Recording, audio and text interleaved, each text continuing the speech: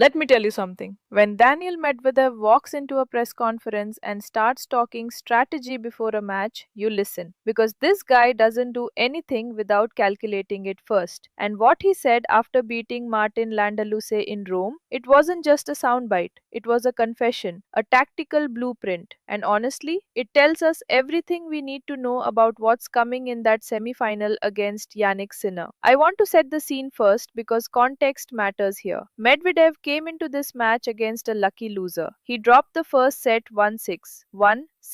That is not how you want to be heading into a semi-final against the best player on the planet right now. But he found something. He dug in 1-6-4, then 7-5, and booked his spot in the last four in Rome for just the second time ever. The first since he actually won this tournament back in 2023. So, the man can play on clay. Don't let anyone tell you otherwise. But here's where it gets genuinely fascinating to me. The moment Medvedev was asked about Sinner, he didn't give you the usual, he's a great champion, I'll take it point by point nonsense. He said something real. He said he needs to be aggressive. And then, in almost the same breath, he admitted that being aggressive all the time on clay, it's not who he is. That tension right there, that is the entire match in a nutshell. Now let's talk about what that actually means technically, because I think most coverage completely misses this part. When Medvedev says he can't be aggressive all the time on clay, he's talking about racket head speed and ball flight. On hard courts, his flat penetrating ball of both wings has a very specific trajectory. The pace is maintained, the bounce stays low, and it rushes opponents. On clay, that same shot loses maybe 20 to 25% of its bite after the bounce. The surface absorbs the pace. So, what was a forcing shot on hard court becomes a comfortable ball for a player like Sinner to reset and redirect. Sinner, by the way, loves a high, heavy ball to his backhand side. His two handed backhand generates enormous cross court pace.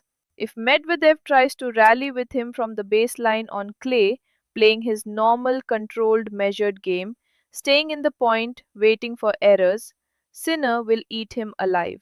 The Italian hasn't lost a match since February. He's on a 32 match Masters 1000 winning streak. That's not a hot streak, that's a completely different level of consistency.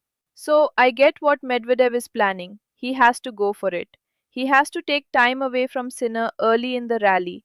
He has to be the one dictating, not reacting.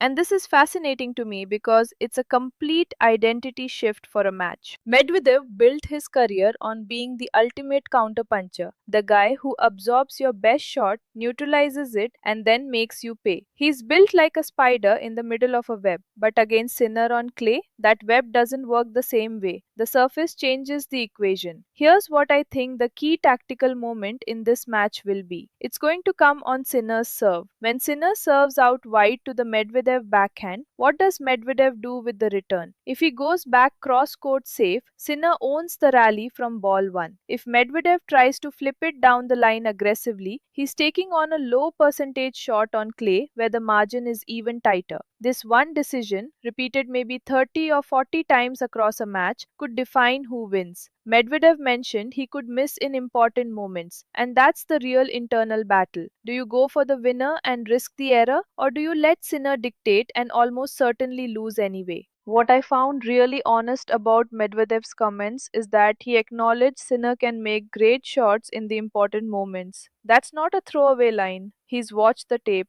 He knows that when Sinner is under pressure, match points, break points, 30-40 down, he doesn't tighten up. He opens up. He hits through the ball harder. That is genuinely unusual. Most players at crunch time get a little tentative. Sinner gets more decisive. And that is a mental quality that you cannot coach. You either have it or you don't. Now, the first time on clay angle in this rivalry, I cannot overstate how significant this is. They've played 16 times, 16, on hard courts, on indoor courts, in Grand Slam finals. Medvedev knows Sinner's game better than almost anyone on tour, but clay completely rewrites the scouting report. Short patterns that work indoors simply don't translate. The kick serve behaves differently. The drop shot becomes a weapon for Sinner in a way it isn't on faster surfaces. Every metric Medvedev has from 16 previous matches needs to be adjusted, recalibrated, seen through a completely different lens. My honest take, I think Medvedev gives Sinner a real match if and only if he commits to the aggressive game plan from the very first game and doesn't abandon it when things get tight.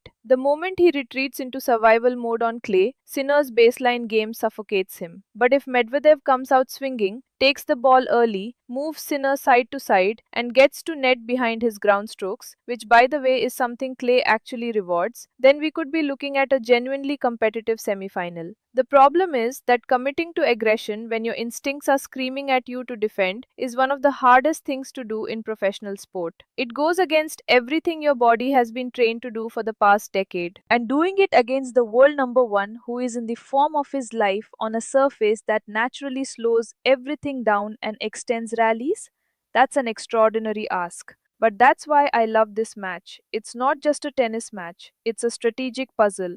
It's Medvedev, the chess player, trying to flip the board before Sinner can set his pieces. It's a former world number one trying to solve a version of his biggest rival that he has literally never faced before. And it's happening in Rome, in front of a home crowd that will be absolutely electric for Sinner, which adds yet another layer of pressure on Medvedev's side. I'll be watching every single game of this. And if you love the tactical side of tennis, the real chess match thinking behind the points, then you need to watch it too. Let me know in the comments, do you think Medvedev's aggressive game plan actually works? Or does Sinner just shut it down like he shut down everyone else in 2025? Drop your prediction below. I want to see what you think.